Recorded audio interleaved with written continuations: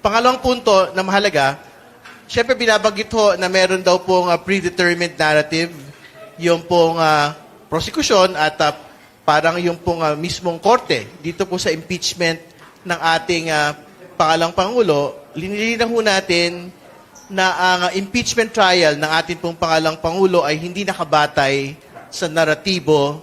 Ito po ay nakabatay sa ebidensya. Sa dulo, ang ebidensya ang magsasalita. Sa dulo po, magpapasya ang senator judges, hindi batay sa naratibo, kundi batay sa ebidensya po mismo. So, I think that needs to be very clear.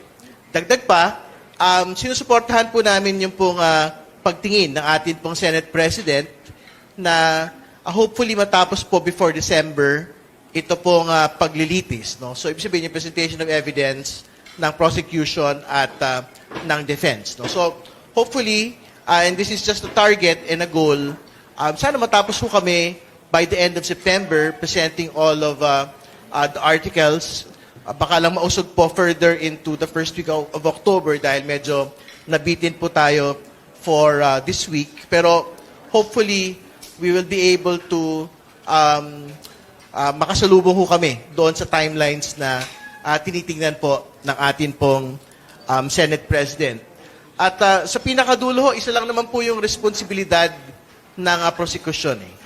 Ilatag sa harapan po ng Senate Impeachment Court ang sapat, may batayan at matibay na ebidensya para patunayan po yung articles of impeachment. And so far, tingin ko po nagagawa po ito ng House Prosecution Panel. Yun po muna.